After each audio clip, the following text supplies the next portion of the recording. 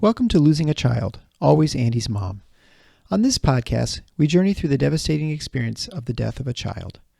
Grief is seldom discussed openly in our culture, and the death of a child makes people feel even more uncomfortable. We approach the topic openly and honestly, speaking to people who have lost loved ones and experts who help care for them.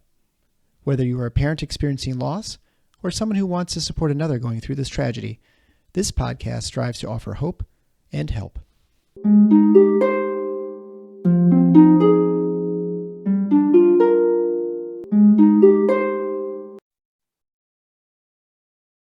Thank you so much, Laurie, for coming on the Always Andy's Mom podcast today. Happy to be here. Ish. Yeah. Happy-ish to be here. Yeah, well, that's being honest. I like that. That's for sure. Yeah, you reached out to me recently and just to kind of talk about the podcast a little bit. And then it turns out we have a mutual acquaintance now too. Yeah, you asked me if I knew Anna, who wrote the book Rare Bird, and she was one of my very first guests on the podcast. And she actually helped me kind of with my whole decision to make the podcast because she was just so encouraging to have me do that. So it is nice to meet now a friend of Anna's. Anna has good energy, good friend connecting energy. She's connected me with other friends. Well, very good. So why don't you start out by just telling us a little bit about your son, Adam? Okay. So my son, Adam Levine, as he liked to say, the famous one. I love that. That's the way you signed your letter to me too, that you said Adam Levine's mom, the famous one. This is really funny. One time my husband and Adam were trying to open up a bank account at Bank of America, I think. And literally they had to flag all the things because the other Adam Levine must have a bank account there. So that was like a real thing. Oh, that wouldn't have been bad to get those things mixed up there for you. Right, exactly.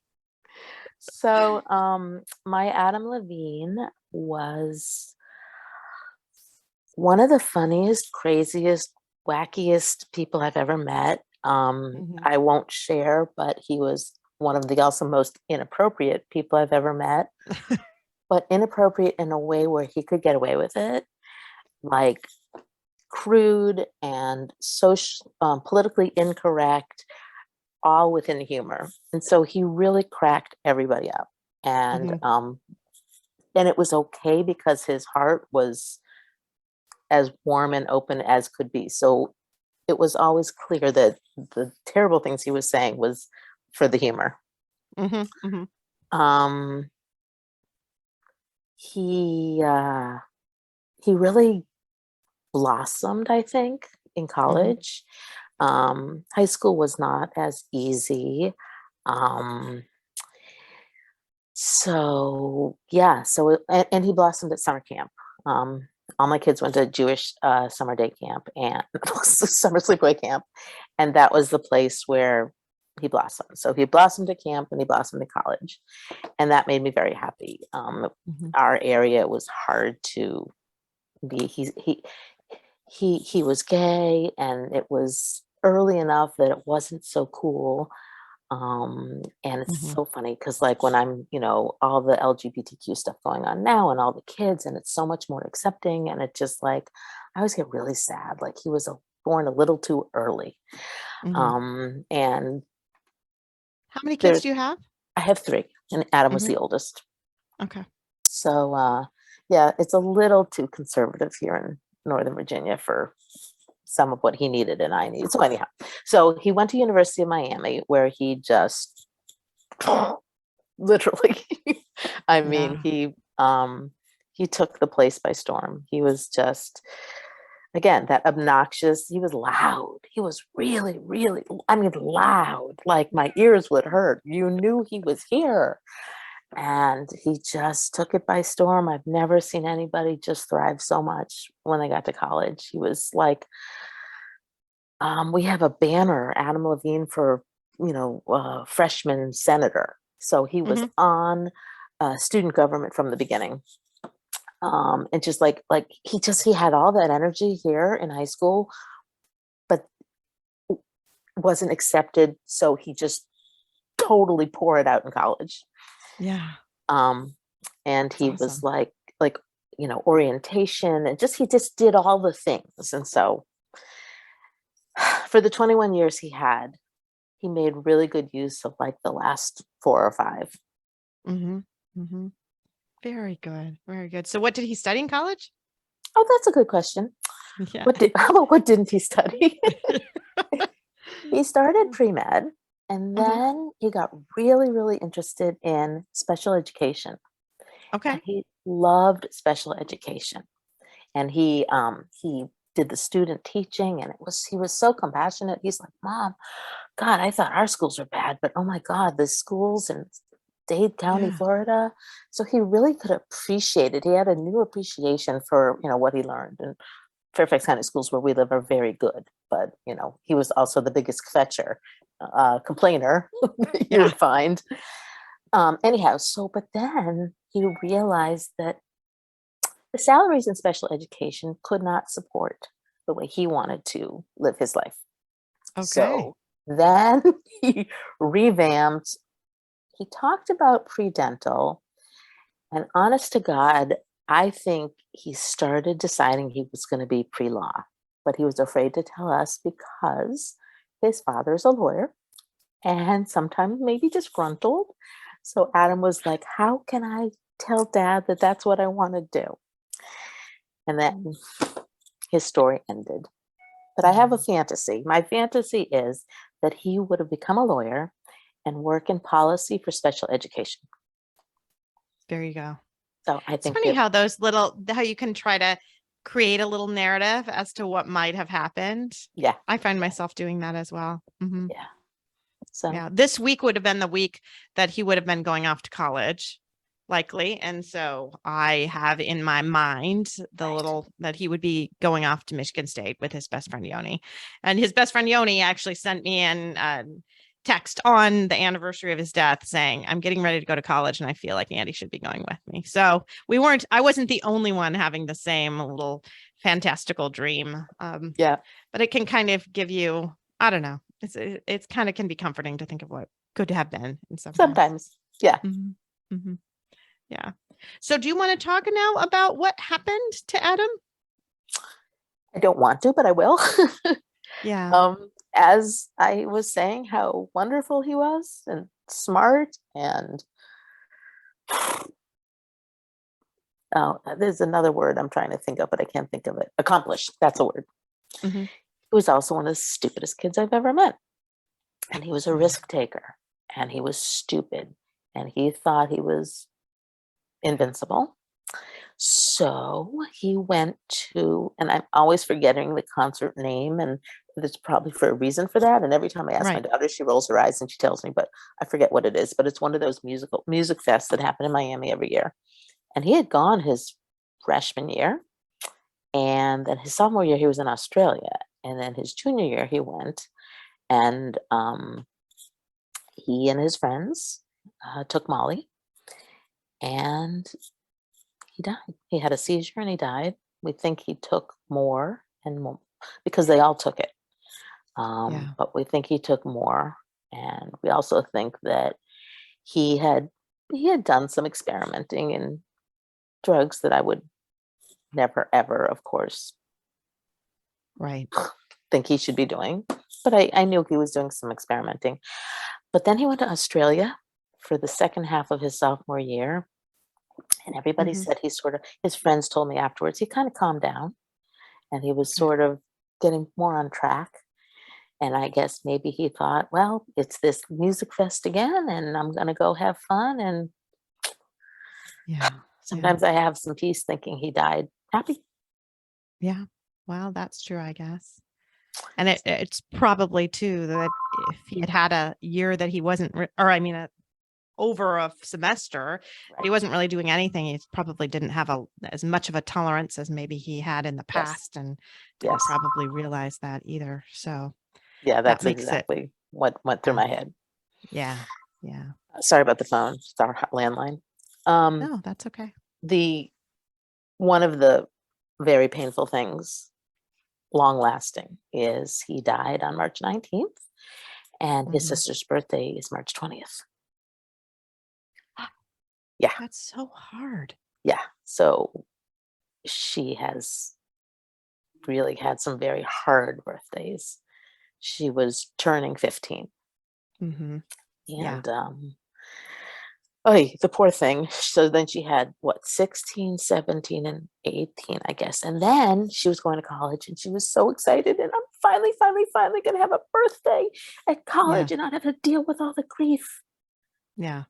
And 3 days later, 3 days before her 19th birthday, COVID, and she was sent home.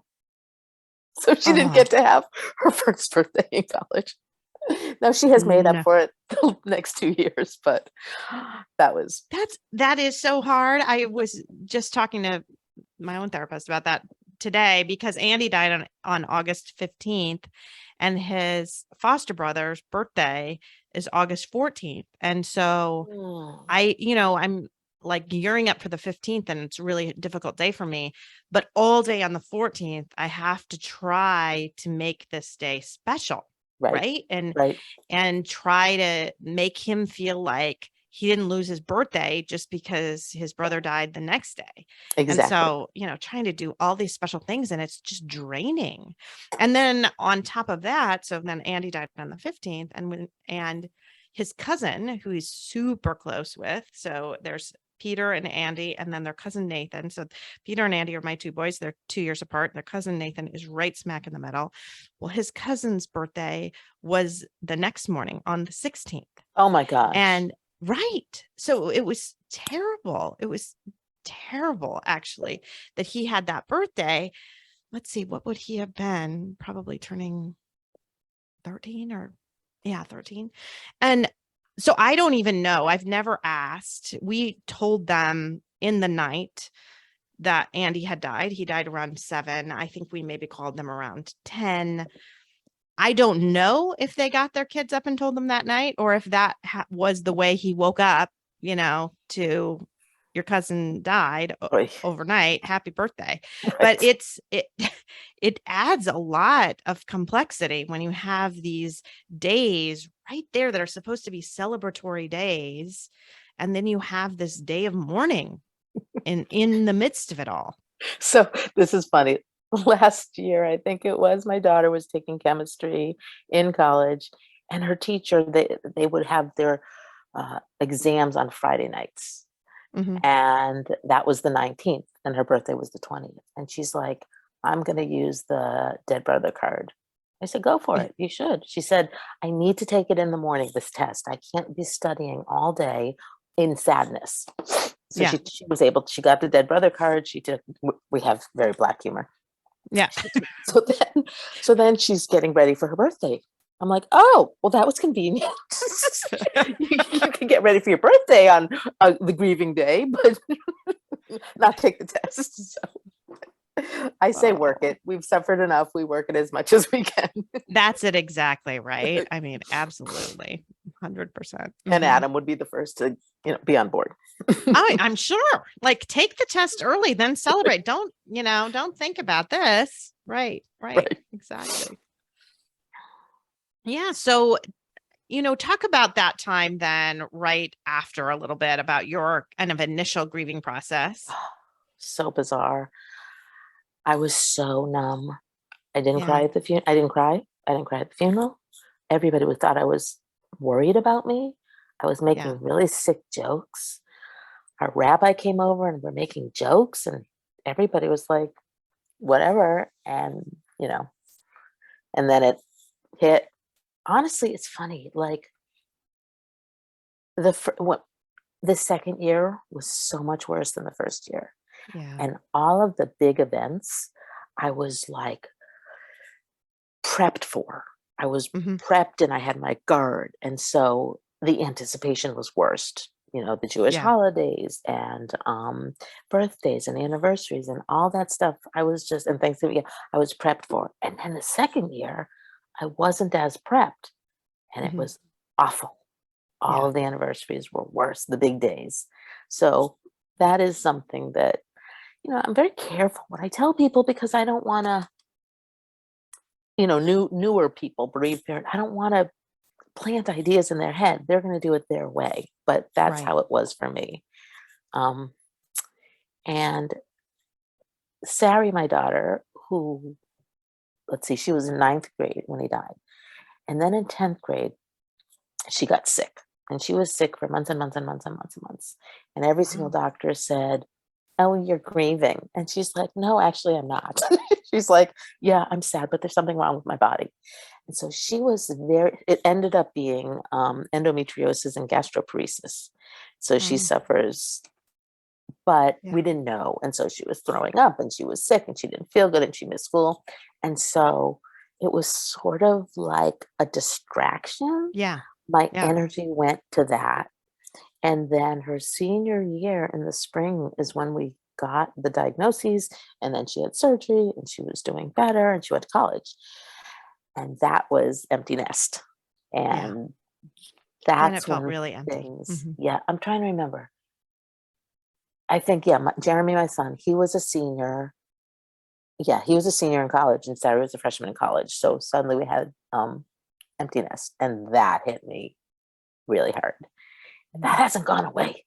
It keeps happening because they come home and then they leave again, and they come home and they leave again. And the other day, my husband took her back to school and I was crying and I said to him, "I'm really mad because I don't know what my empty nest experience would have been. I Right. never had the chance to have the normal empty nest. Sure, my friends are sad. Sure, my friends are sad when their kids leave. But for me, it's just deep, right?" Yeah. Yeah. So Well, one of it is. It's so much different because, I mean, I think for me, even when my daughter went off to college, it was so different because I have this, experience of not really saying goodbye to my son. Obviously, we were just in a car accident, but having it be forever, having him be gone and it's forever. And that's my experience. Right. And so I don't have this normal kind of experience of them going off to college. That's not it's just not in my history to know what that feels like. So right, it just is so much different.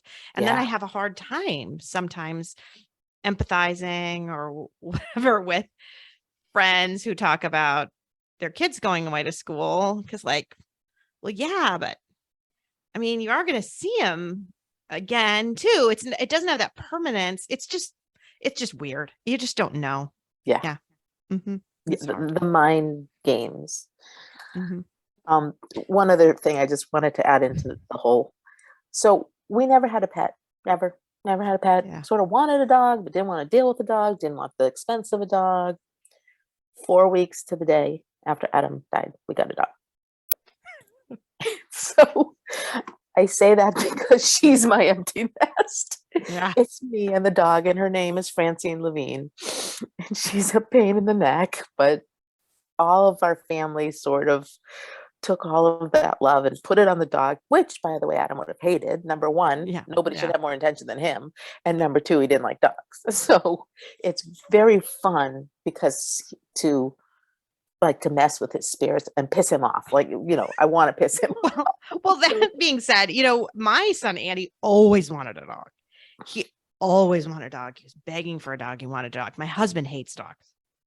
And he actually said, we had a conversation one time talking about morbid humor. I think he said something one time like, if dad would die, would we be able to get a dog? And I said, absolutely we would. We would for sure get a dog if dad died. I mean, it was obviously all just in Of good course. fun and a joke. But it was one of those things that after Andy died, somebody even suggested something about getting a dog because Andy had always wanted a dog.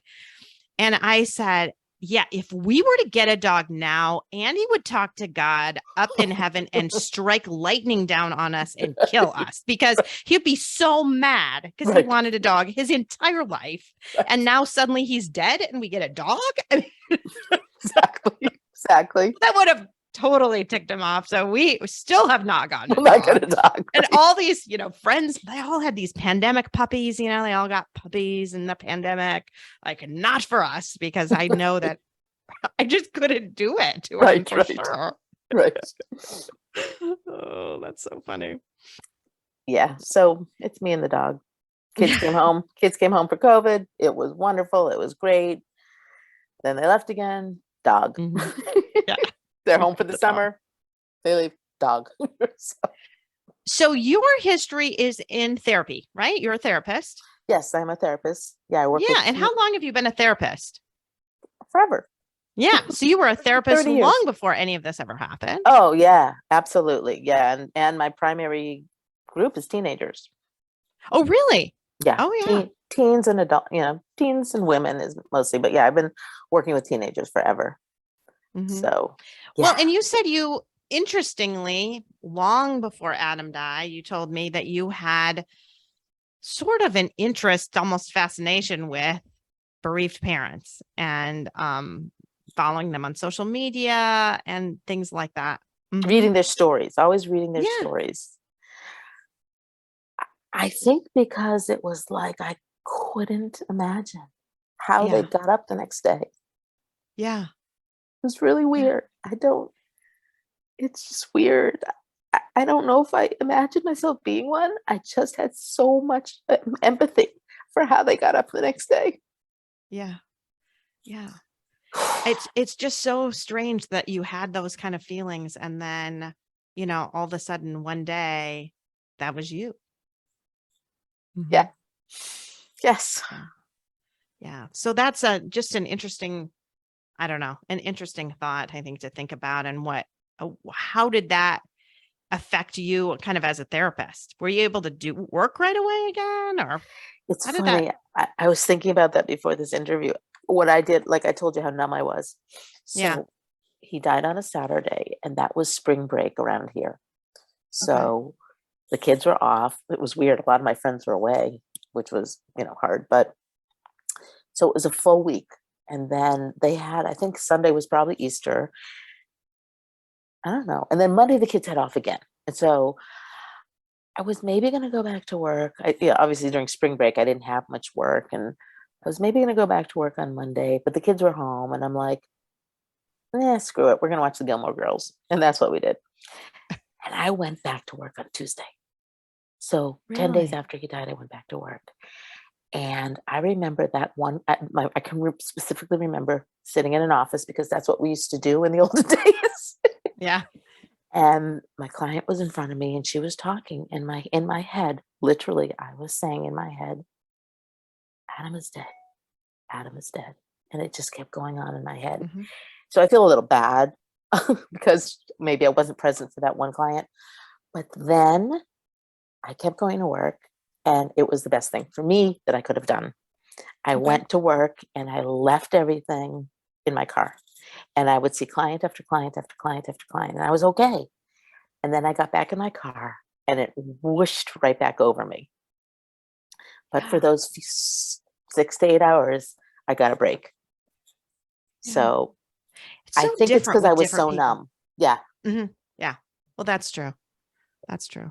Yeah. My husband, it was really helpful for him to go back to work. And he kept saying to me, you need to go back to work. You need to go back to work. And I went back to work and it was a disaster. I mean, I would hold it together in the patient, but I actually cried between every patient. I would see a patient and I'd leave the room and I'd cry. And then I'd go see a patient and I'd leave the room and I'd cry. And because it just was too overwhelming for me. Sure. Of course. So, but that was interesting how you kind of turned it off for longer periods of time, but maybe you're right. Maybe it's just because of the numbness that you had. I was so numb. In fact, since I've defrosted, I tear up more now with clients. Now with the Zoom, they can't always see, but I can tear up like all the time. Yeah. I call it, sometimes I'll be leaking. So I'm crying and I don't know it, or I don't think I'm thinking about Adam. It's not always I'm thinking about Adam, but I'm just crying all the time. So Well, and I think even yesterday I saw some patients, they're brothers, and there are 4 brothers total. 3 of them were in the office, and they were elementary school age, and they were fighting horribly in the room. I mean, just picking at each other and fighting. And it bothered me so much because they just were picking on each other and hitting at each other like they hated each other. And I just kept thinking, like, I wasn't going to say this to them, but I wanted to say, like, one of your brothers could be dead tomorrow and you could never see them again. And this is how you're acting, like, I just kept thinking about my own boys and how they adored each other and how they never, ever acted that bad ever. And how much Peter would give to have his brother back and how they were just like that. So again, I was thankful for the mask, right? Because I've got a mask on, I've got glasses on. I can turn away from the mom and do the exam on an 8-year-old who isn't going to pay the least bit of attention and notice that I'm tearing up. Right. But all I'm thinking in my head was, this could all be gone for you guys on the way home. I mean, any second it could be.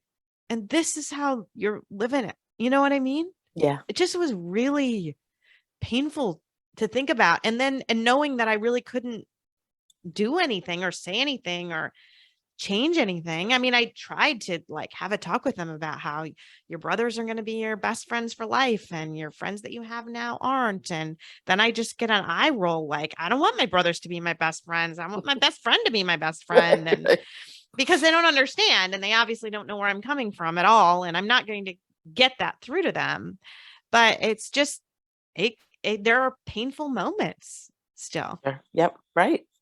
And you don't know when. You can't predict them. They just come. Yep. I did not think walking into that room that I would have like an Andy moment, right? Right. Not at all. Not the least bit of me. And I've been having plenty of Andy moments because we're just past the anniversary. So, but it's the ones that sneak up on you. Remind me again, how many years? 4. 4. Yeah. Mm-hmm. Yeah. So it's just been 4 years, just last week, actually. Yeah. So, I took off the day and then, because I thought I can't do it that day, but by 2 days later, I think I'll be all right. And, I just wasn't. I told my partners, it's getting to the point where I feel like I need to take off the entire month of August, but they all would kill me because of all the sports physicals that need to be done in the month of August. Right. Yeah. But that's the problem too, right? So all I'm doing in the month of August is tons of sports physicals, which means I'm seeing all teenagers. And that's how old he was when he died. And here's the opposite. Like, my friends will be really thoughtful and you want to get together, March. You want to, and I need to just grin and bear it and bowl through it. Yeah. It's interesting how, again, different people. Yeah. Really, really different. Yeah. You want to get through it and go to work. And I just don't. I don't know. Has it changed the way you are as a therapist, do you think, now? Yes. Really. That's a funny question. Everybody, I just you're doing a podcast and, Anna writes books and some people make 5Ks and, another person has another foundation. And I'm like, what have I done? I've done nothing. But all of my things, the way I operate is on the micro, never on the macro. So even with my charitable, and I will find a family and help this family rather than write a check to a big foundation. So it's just how I am on the micro. I want to see it. And that's how I really feel like I have made a difference with my clients, especially the grieving ones. I've seen a lot of teens who have lost parents, and I think I've just given them what they needed. I am in private practice, but I also work for a grant. So I see a lot of underprivileged kids, and I have these siblings and their mother died. And it was just and I had been working with them for a really long time. So they called me the day their mother died. I brought them dinner.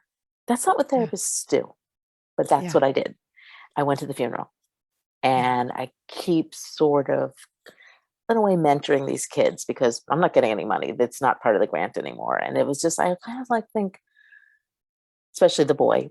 He needs a mother and I need another son. So Yeah. I'm appropriate by all means. I'm not weird about it, but it's just like that, I think, is how I channel, Yeah. the grief. Well, and that's when you first wrote to me, actually, was when after I had shared Oh, right. about Andy's therapist, that Andy's therapist recently wrote to me now almost 4 years after he died, about how when he died, she felt so much and she wanted to go to his funeral and asked coworkers, and they all said it would be totally inappropriate, even though she had not seen him. I mean, like, she stopped seeing Andy when he was in the 4th grade. So it had been 5 years since she'd seen him as a therapist. Like, there's no real reason she couldn't have gone, except that her coworkers thought it would be inappropriate for her to go. Yeah. And then she didn't get that for herself. And she needed that for herself. Yeah. Right?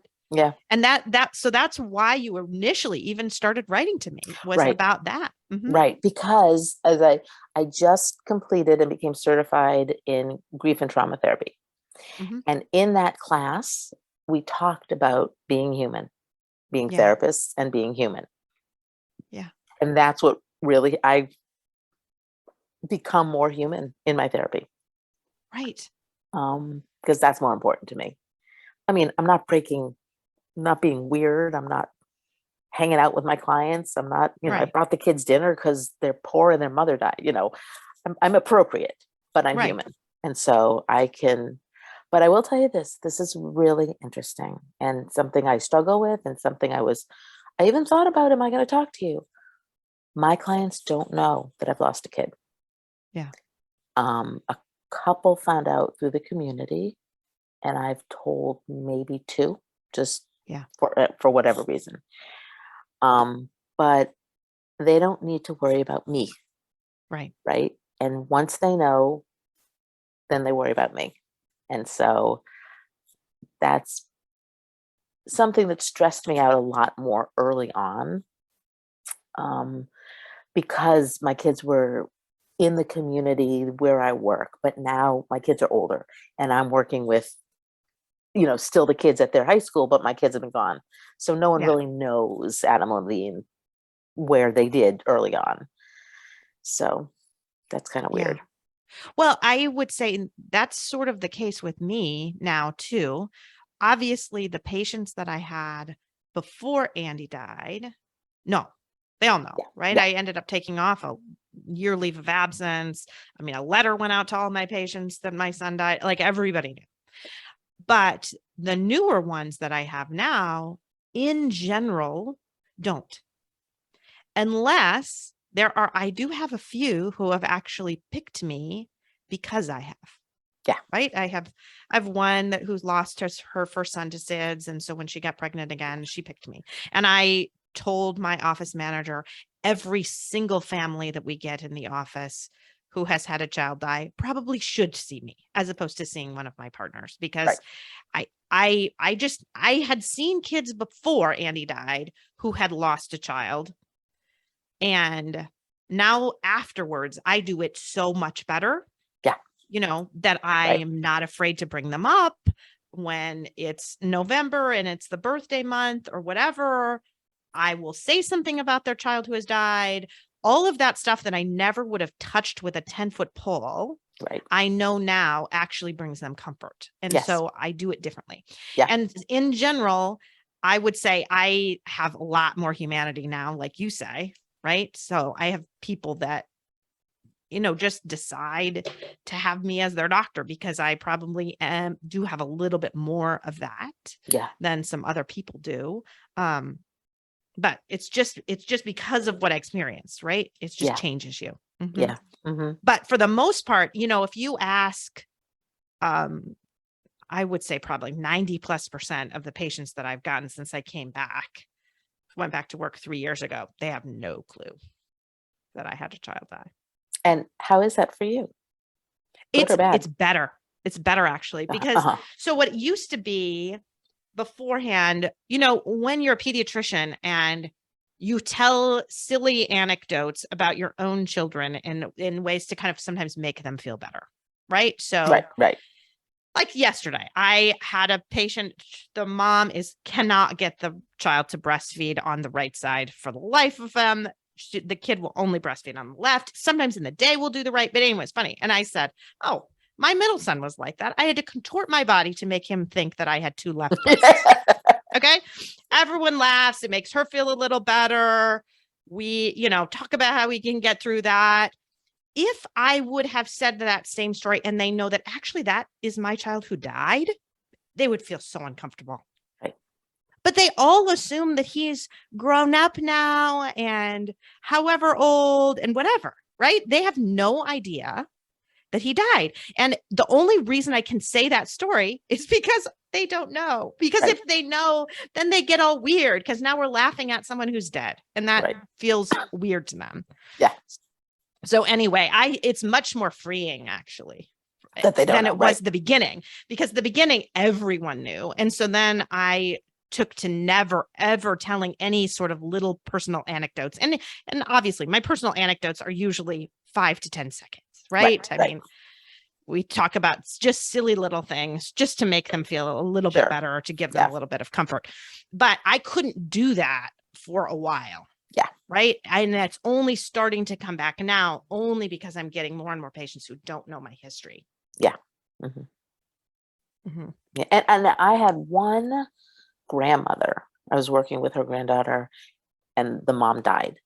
And so with that grandmother, and it was on the phone because it was during COVID, I said to her, I want you to know, I understand your pain. I've been there. I said, please don't tell your granddaughter. I don't want her to know. But I am telling you this, in compassionate support for just with you. And so I know that if I have a client who has lost a child, I will share. But at this point, it's not something that is out there. Yeah. Yeah. And that's exactly what it is with me. It's usually it's very, very, very limited. I had a teen come in whose dad had died and she was a mess and not really wanting to open up at all. And I said, I told her, I get grief. I understand that. I lost my son. And actually what was funny is you saw, as soon as I said that, the wall just fell and she just felt like, okay, maybe I can talk to you about this. Like maybe this is okay to discuss with you a little bit. But it was only because I felt like she was, they just put the wall up and they needed me to just say, it's okay. Right. It's okay. Right. Or you showed your vulnerability. Right. So it's safe.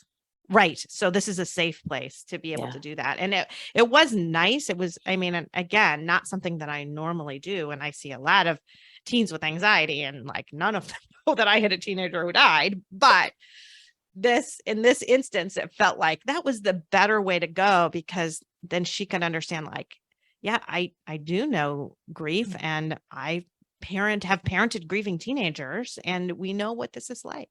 Yeah. And I know it's hard. Yeah.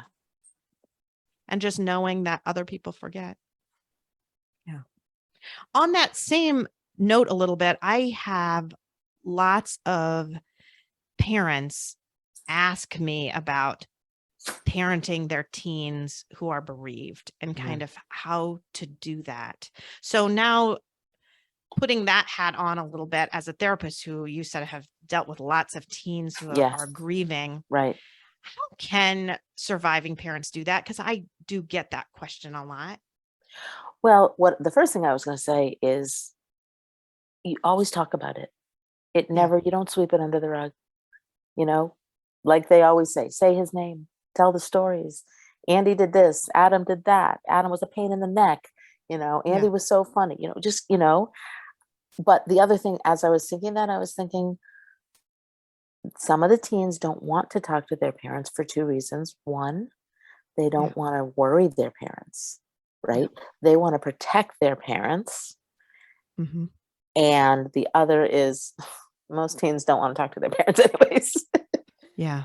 So get a therapist, get a mentor, get a group, find other bereaved kids.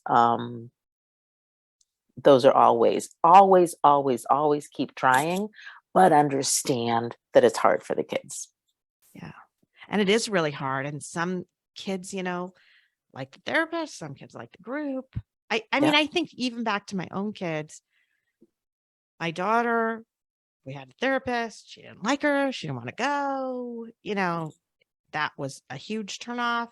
Went to group support. It was kind of okay. What ended up being better is when she was in Starlight group support and she found another girl in her school whose mother had died in a car accident, and they bonded and they started going to the support group together.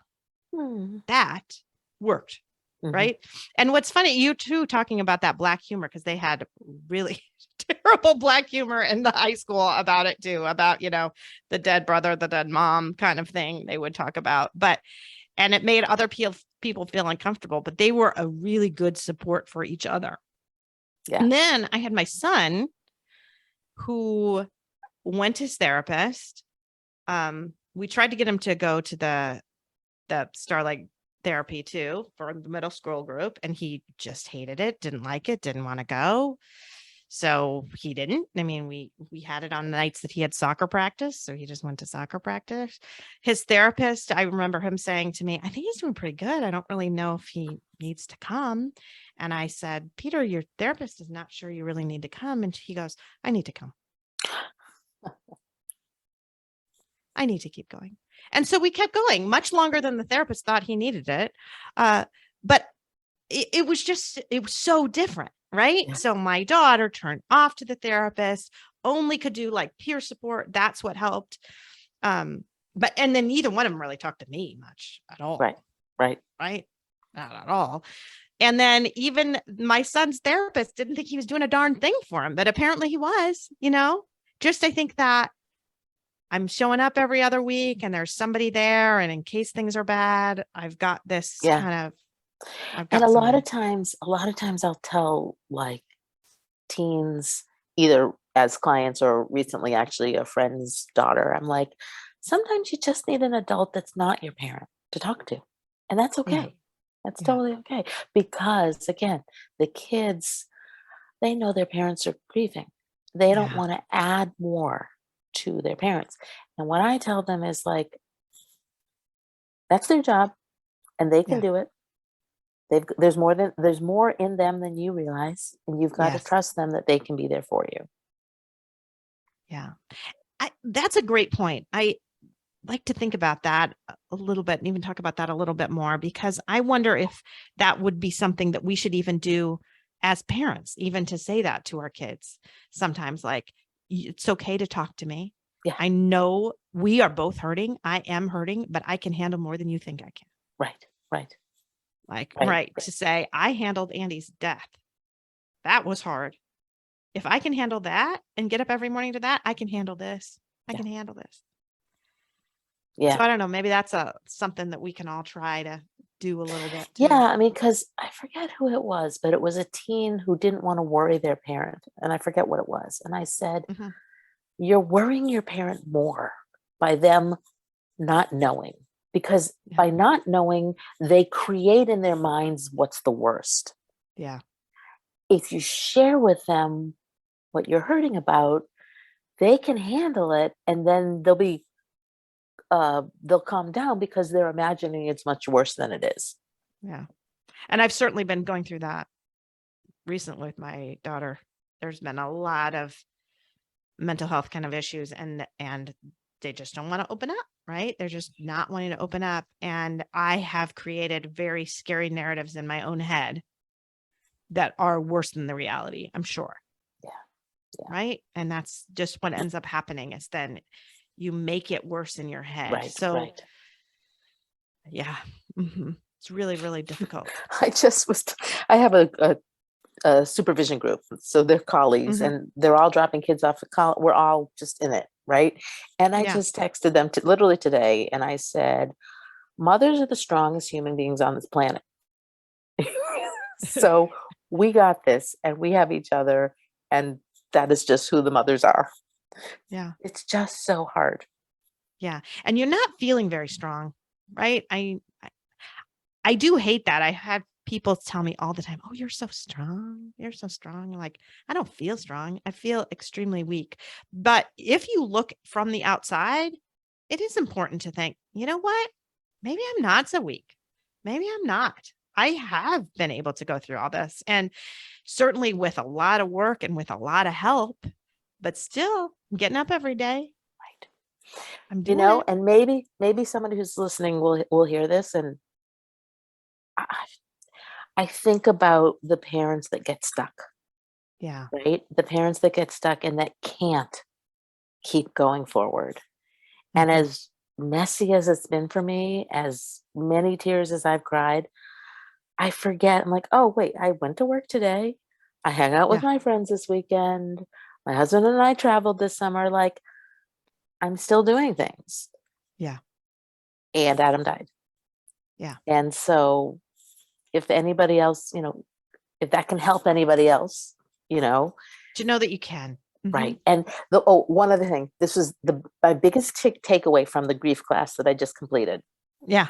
I tell people it's like my brain knew this, but I internalized it differently from the class. Is that the grief is forever? Yeah. The grief is forever. Every second of my day, the grief is forever. And it can coexist with joy.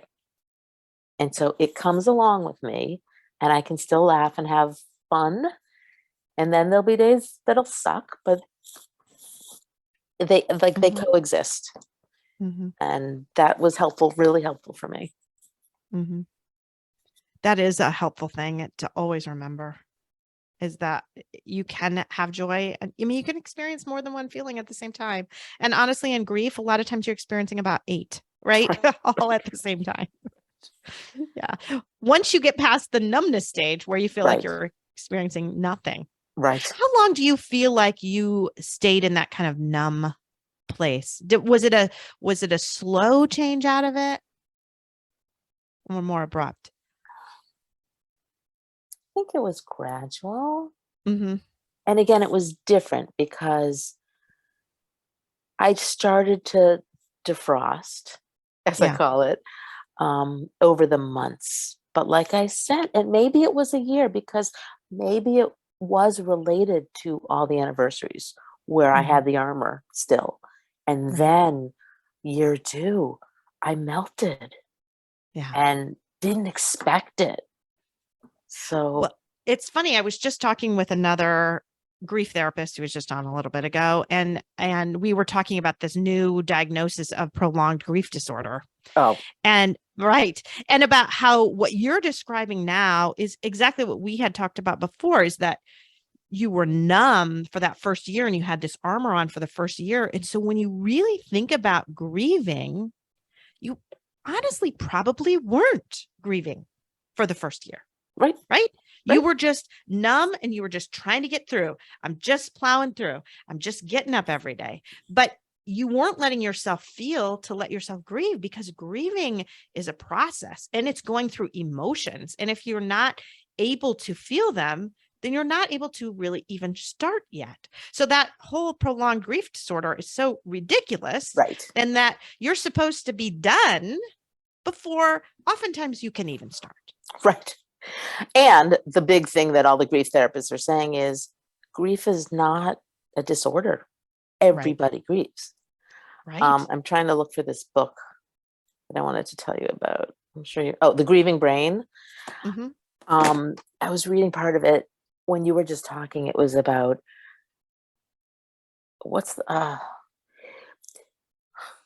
I don't know if it was neurologically or I forget whatever, but they were just basically like saying your brain has to relearn the world Mm-hmm. without Adam. And the really cool metaphor they used was, say you get up in the middle of the night and you go to get a glass of water and you bump into your dining room table. And this happens every single time. And you just bump into your dining room table. One day you move the dining room table and you go to get that glass of water. Your brain has to relearn that the dining room table is not there. And so Yeah. it just talked about the brain science. And so that's what I was wondering when you were talking about that first year is our brains are relearning how to live without these children in our lives.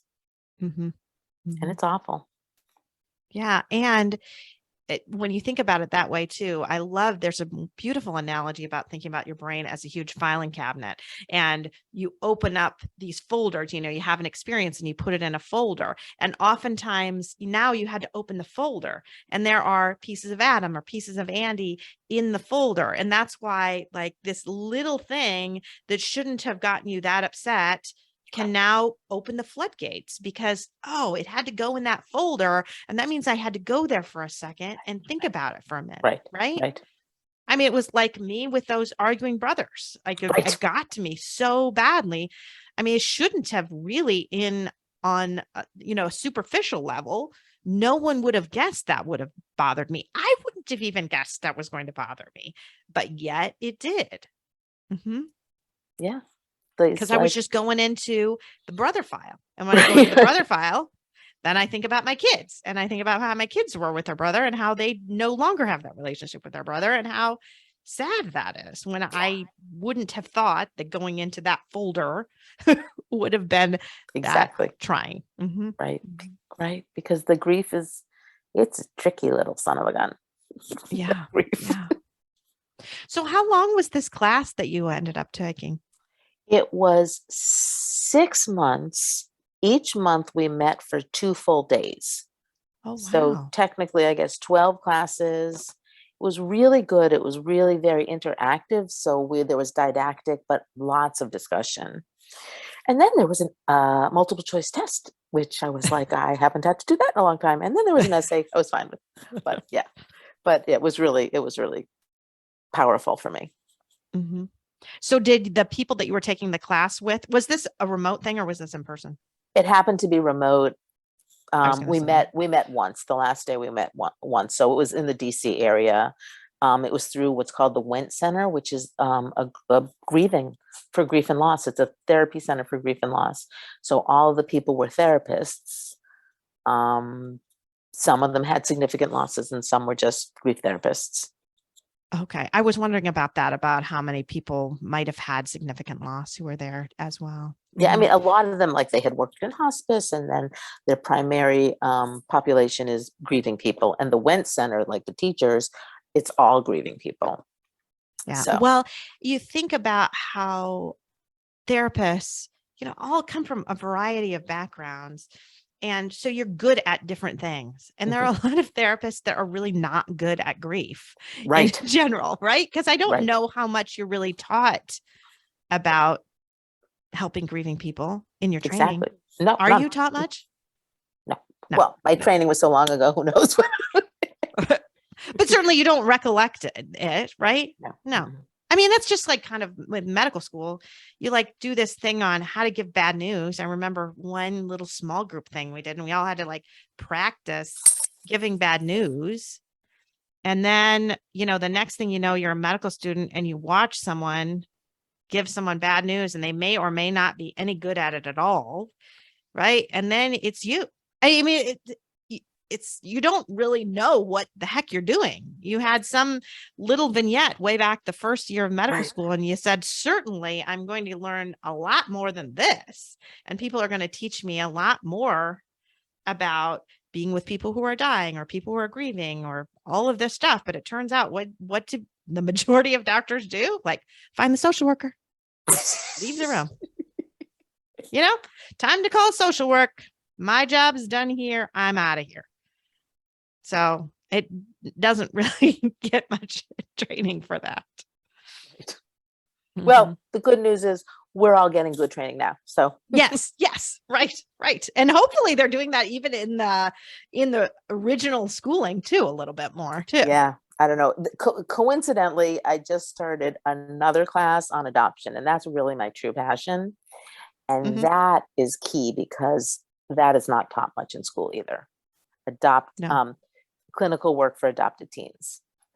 So yet again, these little nuanced specialties that no one is really trained in. Mm-hmm.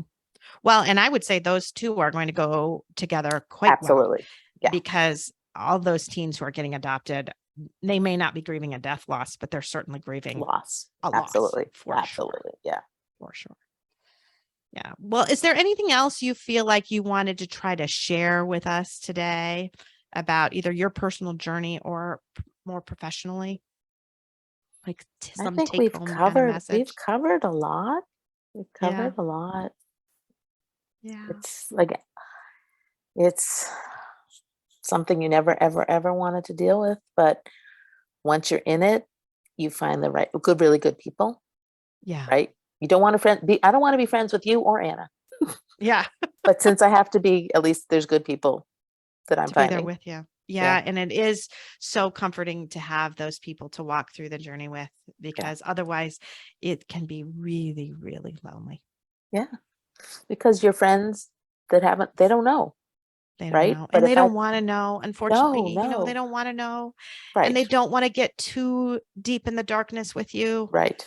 But because it's just so painful. if I call Anna on an anniversary day and say, ugh, she's like, yeah, I know. Right. So, yeah. Right. If you call one of your other friends, they'll feel, first of all, kind of weird, then feel Right, this pressure like they have to make it better. right, right, I mean, the right. beautiful thing about calling Anna is Anna knows that she's not going to make it better. And so she's not going to try. Exactly. Your other friends are going to try to make you feel better. Right. And that's not So, what you want. right. So again, for anyone who's listening, if you haven't found people, go online, go on Compassionate Friends. We're there. And Yep. it's the best We are support I've there. had. Yeah. And we are, when me personally, where I'm doing a virtual support group through Starlight Ministries. So you can contact starlightmen.org and get in one of those support groups. They have been really a lifeline for me and for a lot of other people. And too, you're right. And Just Enduring is another organization that I just have had on recently. They will match you up with people, with other bereaved parents with similar loss. So that can be a nice resource too, to be able to go there and find somebody that's going through something at about the same time that you are. Makes you feel less alone. Yeah. Yeah.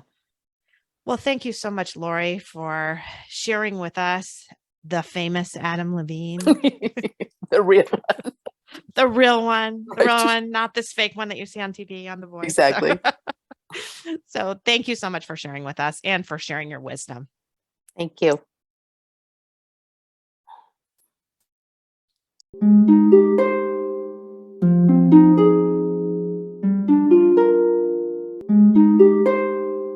Thanks for listening. If you found this helpful or would like to support the podcast, please leave a 5-star rating and comment. To help financially, you can text Andy's Mom to the number 53555 or visit the donate page on andysmom.com. Your donations are secure and tax deductible, and we are now able to accept Venmo, PayPal, and Apple Pay. Always Andy's Mom is a registered 501c3 organization and can receive donations through smile.amazon.com, Thrivent Financial, and Benevity, amongst others. Marcy loves hearing from listeners.